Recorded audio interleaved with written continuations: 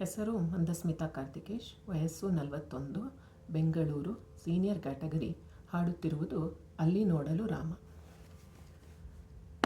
ಅಲ್ಲಿ ನೋಡಲು ರಾಮ,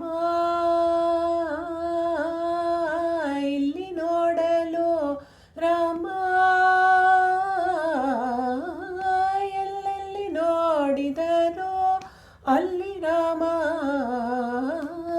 ಅಲ್ಲಿ ನೋಡಲು ರಾಮ.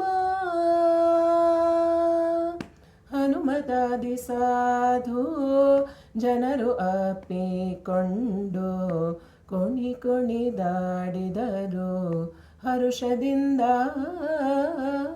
ಕ್ಷಣದಲ್ಲಿ ಪುರಂದರ ವಿಠಲರಾಯನು,